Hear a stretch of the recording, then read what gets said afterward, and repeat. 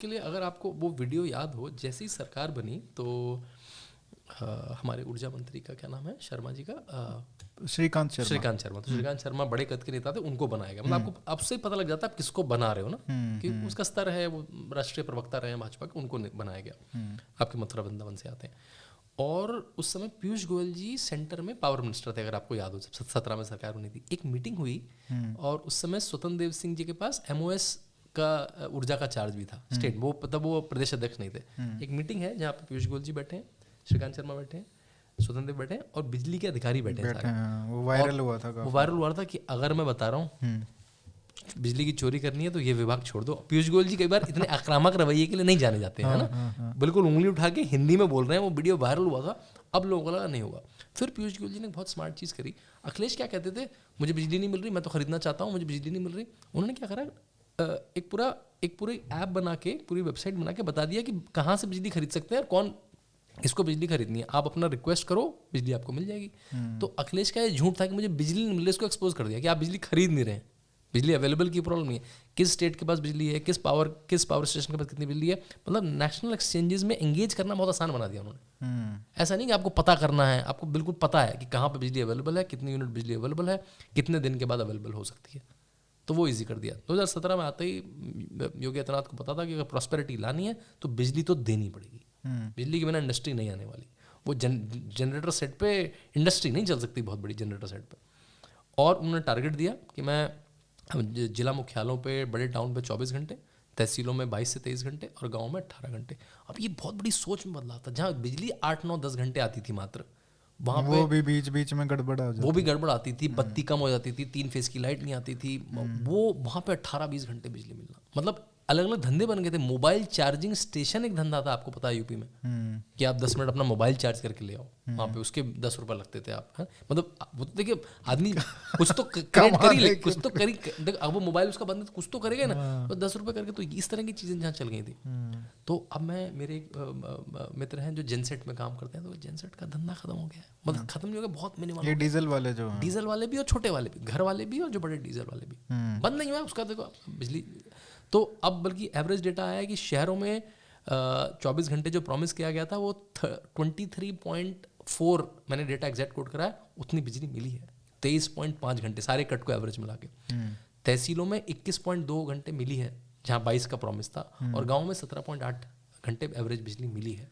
और ये मतलब सिर्फ वहाँ ऊपर बैठे अधिकारियों का डेटा नहीं है, मतलब ये नीचे गए हैं आप वहाँ पे इस डेटा को आप मतलब ना आप ये झूठा डेटा क्रिएट करना मुश्किल है, सब इलेक्ट्रॉनिकली दर्ज हो जाता है बिजली। और आजकल तो आप बताएंगे तो 100 यूट्यूब कमेंट आएंगे कि भाई मैं इस गाँव का हूँ, मेरे घर तो आती है 18 घंटे या 15 घंटे। तो आपने देखा होगा, आप भी फील्ड में गए बिजली। मैंने ये बताया ना मैं कि ये बहुत बड़ा बदलाव लोगों ने बताया 2019 में। इसका एक हाइंडसाइट क्या आने लगा, आप लोग कह रहे हैं हमारा बिजली का बिल बड़ा आता है। देखिए अब आएगा 8 घंटे की बिजली का 8 घंटे का बिल होगा, 20 घंटे की बिजली का 20 घंटे का बिल होगा। लेकिन देखिए जब नई प्रणाली आती है तो थोड़ा सोसाइटी में चेंज आता है ना।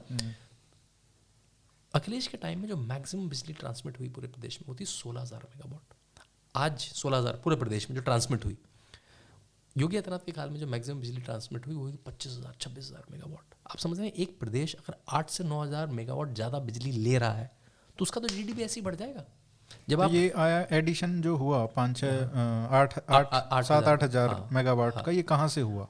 कुछ बिजली खरीदी गई, कुछ बिजली बनाई गई। NTPC के 2 प्लांट बन रहे थे, मेजा में, टांडा में, 600 मेगावाट के, उनको कंप्लीट कराया गया। सौर ऊर्जा बहुत सारा, जो मोदी जी का मिशन है सौर ऊर्जा का, उनको कॉप समिट में UK के प्रेसिडेंट ने सोलर मैन बोल के संबोधित करा, तो सौर ऊर्जा के जो बुंदेलखंड में प्लांट थे उनको एक्टिवेट करा गया।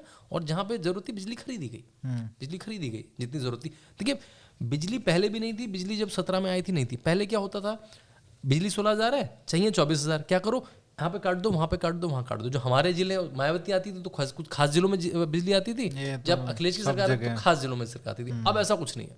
अब गोरखपुर और बनारस में भी उतनी बिजली आती है जितनी इटावा में बिजली आती है। ऐसा नहीं कि इटावा मुलायम सिंह का एरिया तो उसमें बिजली नहीं आएगी, और गोरखपुर योगी आदित्यनाथ का एरिया उसमें बिजली आएगी। जितनी गोरखपुर में बिजली आती है उतनी बनारस में बिजली आती है, उतनी इटावा में बिजली आती है। बस वो मार्केशन है तहसील, गाँव और शहर, ये डिमार्केशन बस।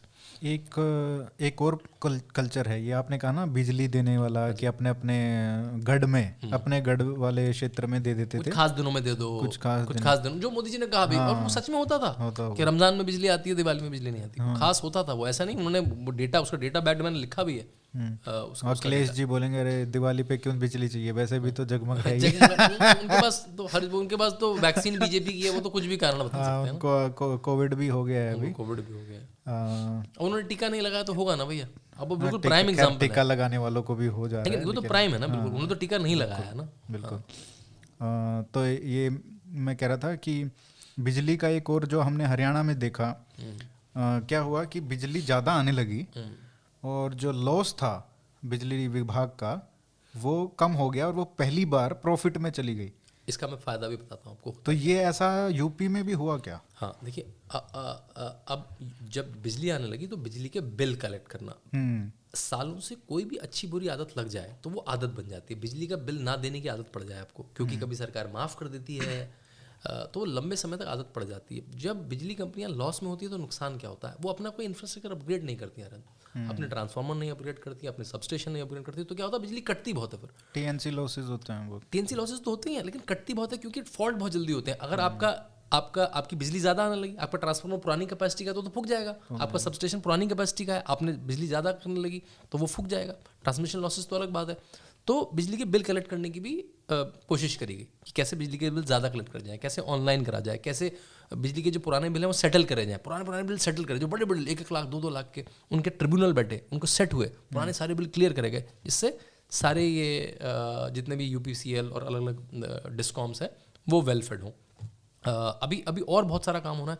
देखिए ये ना कल्चर है, जब 10-20 साल से कल्चर बन गया था बिजली का बिल, बिजली नहीं आएगी तो नहीं आएगी, सबने, मतलब मैं क्योंकि मुरादाबाद रामपुर में पला बड़ा हूँ, वहाँ से मेरे माताजी पिताजी आते हैं, हमारे घरों में जब हम स्कूल की छुट्टियों में जाते थे तो हर व्यक्ति के लिए हाथ झलने का पंखा एक ग्रॉसरी आइटम की तरह था, सबका अपना अपना, क्योंकि लाइट जाएगी तो सब अपना, यार मेरे हवा कर देना, मेरे हवा कर देना, ये काम था। घर में कोई बूढ़ा है तो आपको उसको हवा करनी पड़ती थी। अरे हाँ, बिल्कुल। तो वो टाट वाले पंखे होते थे, घुमाने वाले पंखे होते थे, जापानी वाले पंखे होते थे, घर का फीचर था। अब आप पंखे नहीं मिलेंगे आपको घरों में, ये फीचर था।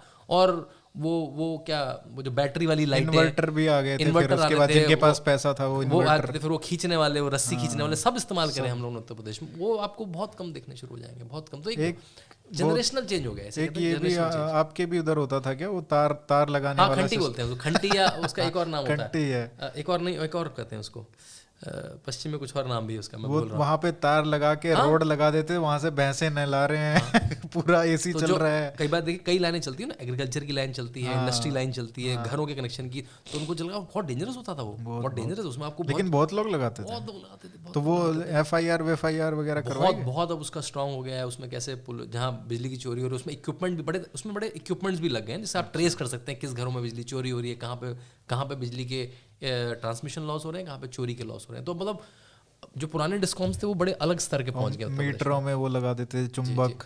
हाँ, मीटरों की बात है, नहीं मीटरों पे पता। अब पूरी नई प्रणाली है, कैसे स्मार्ट मीटर जो प्रीपेड मीटर्स होंगे।